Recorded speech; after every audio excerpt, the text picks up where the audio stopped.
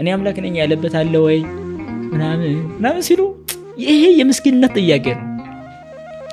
ምክንያቱም ስጋ የለበሰውን አምላክ ነው ብሎ እንዳይቀበሉ ህሊናቸው ስለተቆለፈ አልዝም ብሎ የሌለ ጥያቄ እንዲጠይቁ ያደርጋቸዋል። በአይሁድ ዘንድ ተቆልፎ የነበረው መቆለፍ አሁንም በሌሎች ዘንድ ተቆልፎ ይታያል። ለምሳሌ ወንጌል አምላክን የማስታወቂያ ትምህርት ነው። ዮሐንስ ወንጌል ምዕራፍ 10 እኮ ምን ይላል? እኔ መልካም እረኛ ነኝ አለ። ምን ማለት ነው ይሄ? ማለት እኔ ነኝ እያለ እኮ ነው ያለው። የምጠብቃችሁ እኔ ነኝ፣ መልካም እረኛ ነኝ አለ። በቃ ነፍሴን ላኖራት ስልጣን አለኝ፣ ላስነሳትም ስልጣን አለኝ ማለት እኮ አምላክነት ነው። ሌላ ምን ፈለጉ? በዮሐንስ ወንጌል ምዕራፍ 8 ከአብርሃም በፊት እኔ ነበርኩ። ታዲያ ከአብርሃም በፊት የነበረ አሁን ላይ ግን በ30 ዓመት የምናየው አካል ምን ቢሆን ነው? ለዚህ ጥያቄው ምላሽ የላቸውም። በራእየ ዮሐንስ ምዕራፍ 2 ላይ ሙቼም ነበር ተነስቻለሁ። የመጀመሪያው እኔ ነኝ። የመጀመሪያው አልፋና ኦሜጋ እኔ ነኝ። ሙቼም ነበር ተነስቻለሁ። የመጀመሪያም እሱ የመጨረሻም እሱ እኔ ነኝ ካለ ሙቼም ነበር ካለ ተነስቻለሁ ካለ ታዲያ ሌላ በመጀመሪያ የነበረ በመጨረሻም የሚኖር የሞተ የተነሳ ምን አይነት ፍጡር አለ ታዲያ? የለም። ስለዚህ አምላክነቱን ይናገራል ግልጽ በሆነ ቋንቋ። ሰው መቀበል እስካልወደደ ድረስ ግን ሰብአዊ ባህሪ ስለሚናገሩ ክፍሎች ብቻ ነው የሚያጠነጥኑት። ምክንያቱም መጽሐፍ ቅዱስ ሰውም እንደሆነ ስለሚናገር ሰው የሆነበትን ክፍል ደስ ብለው ይቀበሉታል። ለሚፈልጉት ሐሳብ መጣጋያ ስለሚመስላቸው ለማይፈልጉት ግን ያለውን ጥቅስ ግን ይረግጡታል። ይሄ ነው ማበድ ማለት። እውነትን የሚፈልግ ህሊና ቀጥታ ለእውነቱ ትልቅ ቦታ አለው። እግዚአብሔር ራሱን ለማስተዋወቅ መጥቶ እኔ ነኝ እያለ ለምሳሌ የህይወት እንጀራ እኔ ነኝ አለ። እንዲህ ያለ እስኪ ከነቢያት ጀምሮ የህይወት እንጀራ የሆነ አንድ ነብይ ይጥቀሱ? የለም።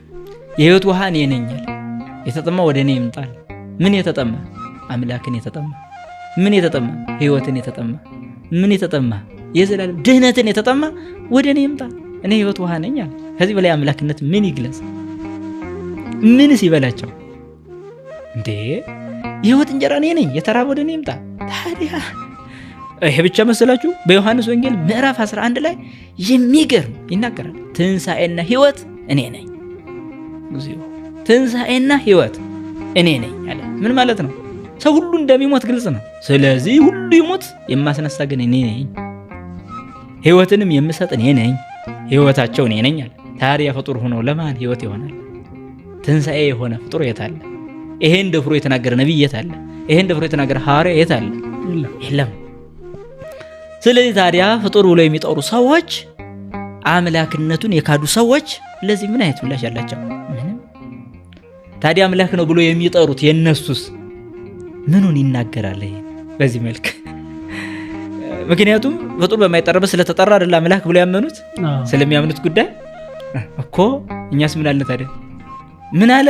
ግልጽ በሆነ ቋንቋ እኔ ወይን ግንድ ነኝ፣ ቅርንጫፎች እናንተ ናቸው። ስለዚህ ከቅርንጫፎች መሃል ማድረግ አይቻልም ግንዱን። የቅርንጫፎች ሁሉ መጠለያ ወይም ተሸካሚ እሱ። ለቅርንጫፎች ህይወት የሚሰጠው ግንዱ ነው። ስለዚህ እኔ የሆነ ግንድ ነኝ አለ። ቅርንጫፉን እኔ ነኝ አላለ። ታዲያ ሁሉም ነቢያት ቅርንጫፎቹ ናቸው። ሁሉም ሐዋርያት ቅርንጫፎቹ ናቸው። ሁሉም ምእመናን አማኞቹ ቅርንጫፎቹ ናቸው። ታዲያ እሱሳ ግንድ ነው። ራሱን በዚህ መልክ እንድንረዳው ነው የገለጸው። ዝቅ እያለ ሲሄድ ያለ ግንዱ ቅርንጫፉ ምንም ሊያፈራ አይችልም ብሎ ቁጭ አለ። ዝቅ ብሎ ደግሞ ያለ እኔ ምንም ልታደርጉ አትችሉም ማለት።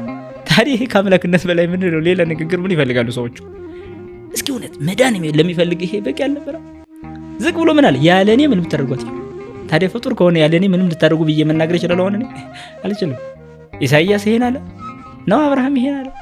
ይስሐቅ ነው ይሄን ያለው ነው? ዮሴፍ ማን ነው? ዳዊት ነው? ያለ እኔ ምንም ልታደርጉ አትችሉም ያለ ፍጡር እስኪ ሊያሳዩ ይችላሉ? የለም።